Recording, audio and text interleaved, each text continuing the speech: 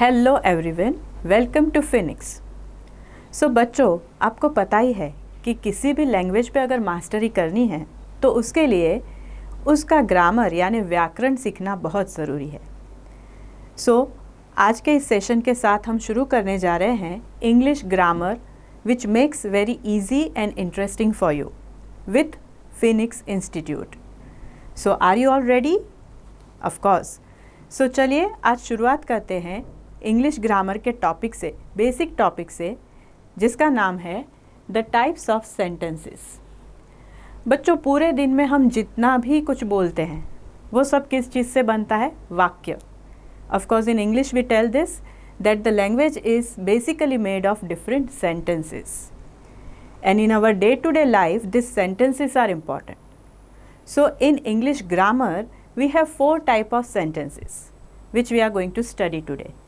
So let us start with it. The first type is called as assertive sentence. Now assertive sentences, they are also termed as simple sentences.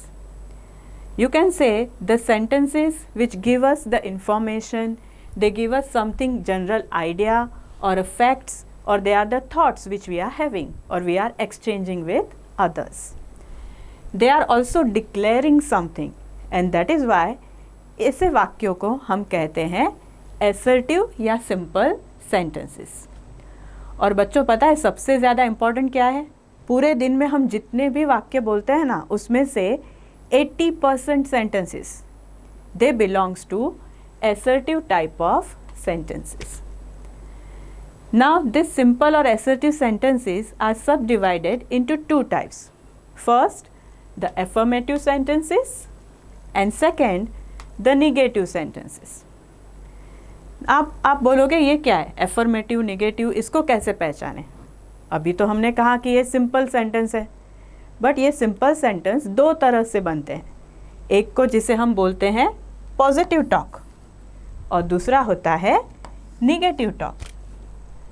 Negative talk where the words negation words are used. Negation words which includes the words like no, not, never, none, nil, etc. etc. etc. So जिस वाक्य में ऐसे negation word use होते हैं, those sentences are termed as negative sentences. और जहाँ पे ये word use नहीं होते हैं उन्हें हम कहते हैं assertive या affirmative sentences. Understand? Now for example, in affirmative there are certain examples already given here. She is a good girl. He likes ice cream. अब आप देख सकते हो यहाँ कहीं भी negation word use नहीं हुआ है, इसीलिए हमने इसे किस कैटेगरी में रखा? affirmative sentences में। उसी तरह दूसरी तरफ देखा जाए तो negative sentences जिसमें negation word use हुए हैं। For example, you are not a bad at math. She is not aware of it. अब यहाँ पे आप आसानी से देख सकते हैं कि दोनों वाक्य के अंदर not शब्द का प्रयोग हुआ है, यानी not word is used. That is why they belongs to the category of negative sentences.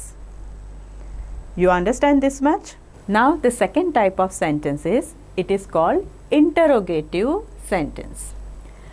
Now students, you know very well that when the police arrest somebody and ask them question, what do we call that as? We call that police is interrogating someone. So interrogating meaning क्या हुआ इसका? Police उस person के साथ सवाल जवाब करती है ना? So interrogation या interrogative is basically nothing but the sentences where question is asked is called as interrogative sentence. Okay, now सबसे इजी, सबसे आसान तरीका इस सेंटेंसेस को पहचानने का ये है कि वहाँ कहीं ना कहीं आपको क्वेश्चन मार्क दिखाई देता है। प्रश्न चिन्ह यानी क्वेश्चन मार्क देखते ही समझ जाना है कि that is an interrogative question. For example, what is your name? What are you doing? What are we learning just now? With whom you are learning? All these are the examples of interrogative sentences. After this, the third type of the sentence is very interesting one. We call it imperative sentences. अब imperative sentence को याद रखने का सबसे आसान तरीका क्या है पता है? कोरा. You can say Quora, CORA. अब आप कहोगे ये क्या है मैडम? CORA, कोरा, ये क्या होता है? So C stands for command या जिसको हम बोलते हैं order. Command और order. Besides, we have request, we have advice. आप किसी से कोई रिक्वेस्ट कर रहे हो तब जो वाक्य, जो सेंटेंस आप यूज़ करते हो, किसी को कोई एडवाइस देने के लिए जो वाक्य यूज़ किया जाता है, या किसी को कोई कमांड या ऑर्डर देते वक्त जो वाक्य, जो सेंटेंस हम यूज़ करते हैं, इन सभी को बोला जाता है imperative sentence. For example, pass the sugar, keep quiet, can you please give me a bottle और a glass of water. So all this comes under imperative sentence. So imperative sentence is equal to KORA, command, order, request or advice. Then the fourth and last type is here exclamatory sentence.